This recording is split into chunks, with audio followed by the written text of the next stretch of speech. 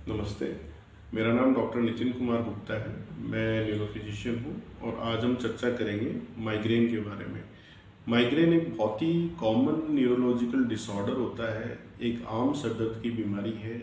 इसके बारे में जानना इसलिए ज़रूरी है क्योंकि बहुत से लोगों को माइग्रेन होता है बट उन्हें पता नहीं होता।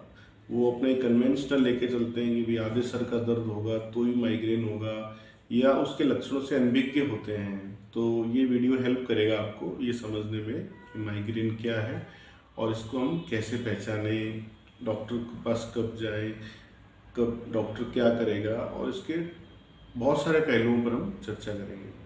तो सबसे पहले मैं आपको बताऊं कि ये माइग्रेन बहुत ही कॉमन टाइप का हेडेक डिसऑर्डर होता है और ये अपने आप में ही एक सर दर्द की बीमारी होती है। इसके जो मुख्य लक्षण होते हैं वो सर दर्द का होना, सर दर्द के समय उल्टी का सा एहसास होना, चिड़चिड़ापन आना, या फिर जैसे आवाज़ का, लाइट का नहीं सुहाना, ये काफ़ी कॉमन लक्षण होते हैं। इसके साथ में अन्य लक्षण भी होते हैं जैसे कि आंखों के आगे कोई लाइट, जैसे लाइट्स के फ्लैशेस महसूस होना, या अजीब अजीब सी सेंसेशंस होना कि चेहरे पर जैसे नमनेस का फील होना, या हाथ या पैर में नमनेस फील होना, जिन्हें हम ऑरा बोलते हैं। तो इस तरह के लक्षण भी माइग्रेन में होते हैं। जब भी ये हेडेक होता है तो व्यक्ति यूजुअली थोड़ा चिड़चिड़ा हो जाता है और उसको ये रहता है कि मैं बस सो जाऊँ, किसी से बात करने की ज़्यादा इच्छा नहीं होती है। और ये अटैक्स जो है, हेडेक के अटैक्स हैं, ये अपने ब्रेन के किसी भी हिस्से को प्रभावित कर सकते हैं। ये आधे हिस्से का भी जो क्लासिकल जिसे हम कहते हैं वैसा भी हो सकता है, या सेकंड साइड शिफ्ट भी कर सकता है, पूरे सर में भी हो सकता है, आगे पीछे गर्दन तक कहीं भी ये महसूस हो सकता है। इसके बाद में जब भी आप इस तरह के हेडेक्स को महसूस करें तो नॉर्मली हमारा रिएक्शन होता है कि हम मेडिसिन ले लेते हैं। बट जैसे एपिसोडिक माइग्रेन एक वैरायटी होती है, उसमें क्या होता है कि ये बार बार इसके एपिसोड्स आते हैं और बहुत बार इसके ट्रिगर्स भी होते हैं। ट्रिगर्स का मतलब जैसे कि धूप में जाने से, तेज़ आवाज़ से, रोशनी से, काम की थकान से, स्ट्रेस की वजह से, भूखा रहने से, या नींद पूरी नहीं होने से, या ट्रैवलिंग से। कुछ मतलब ये कॉमन से ट्रिगर फैक्टर्स होते हैं जिनकी वजह से ये एपिसोड्स ट्रिगर होते हैं। पहले ये नॉर्मली क्या होता है कि इनफ्रीक्वेंट होते हैं, कि जैसे महीने में हुआ, 10 दिन में हो गया, बीच में व्यक्ति बिल्कुल नॉर्मल रहता है। धीरे धीरे अगर इसका प्रॉपर ट्रीटमेंट नहीं लेते हैं तो ये अटैक्स बहुत फ्रीक्वेंटली आने लगते हैं। और दूसरा, जो मेडिसिन पेन किलर पहले काम कर रही होती है वो फिर काम करना थोड़ा कम कर देती है या बंद कर देती है। व्यक्ति को 2-3 बार भी दवाइयाँ लेनी पड़ती है। तो ये एक मैंने बताया कि आपको एक इस तरह का सी क्लिनिकल पिक्चर हमें सुनने को मिलती है और आप लोगों ने महसूस की होगी। तो ये माइग्रेन हो सकता है। ऐसे में आप डॉक्टर को दिखाएं। डॉक्टर आपकी जांचें करता है, CT scan, MRI, blood test, या जो भी उसको अपने प्रोफेशनल स्किल के हिसाब से ज़रूरी लगता है।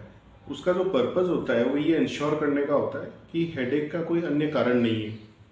बहुत बार क्या होता है कि कोई गांठ या कोई इन्फेक्शन या कोई अन्य क्लॉट या कोई बीमारी होती है जो माइग्रेन की तरह का हेडेक कर रही होती है। तो डॉक्टर उसे इंश्योर कर लेता है कि हाँ कोई रेड फ्लैग्स नहीं है या कोई अन्य कारण नहीं है। तो वो कहता है कि भाई आपको प्राइमरी माइग्रेन है, यानी माइग्रेन अपने आप में ही एक डिसऑर्डर है।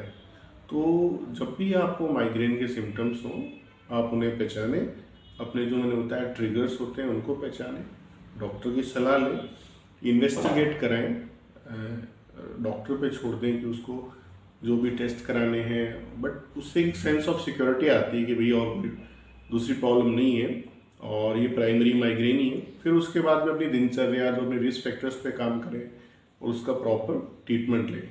ट्रीटमेंट पार्ट में ये बताना चाहूँगा कि अगर डॉक्टर ने आपको डायग्नोस किया तो वो आपके सिम्टम्स के आधार पर 2 तरह की मेडिसिन देता है।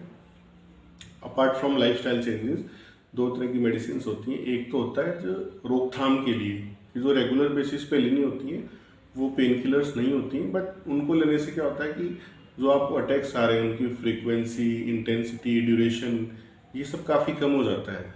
या फिर जो दवाई पहले पेन किलर्स काम नहीं कर रही थी वो इन प्रिवेंटिव दवाइयों को लेने के बाद में काम करने लगती है। धीरे धीरे जैसे आपका ट्रीटमेंट चलता है तो प्रिवेंटिव दवाइयों का असर आता है, आपको अटैक्स कम आते हैं। और जब कभी अटैक्स आता है उस दौरान के लिए डॉक्टर आपको अबॉर्टिव मेडिकेशन देते हैं या जिन पेन किलर जिसे हम कह सकते हैं, तो उस तरह का ये एक ट्रीटमेंट चलता है। तो डेफिनेटली मुझे लगता है ये वीडियो आपके काफ़ी काम आएगा अपनी बीमारी को समझने में कि हम मतलब क्या लक्षण होते हैं, कैसे इन्वेस्टिगेट होता है, क्या हम एक्सपेक्ट करते हैं, किस तरह की दवाइयाँ होती हैं। तो डेफिनेटली ध्यान रखिए अपना, और भी अगर कोई आपकी क्वेरी हो तो आप हमें कमेंट बॉक्स में लिख के भेज सकते हैं। नमस्ते।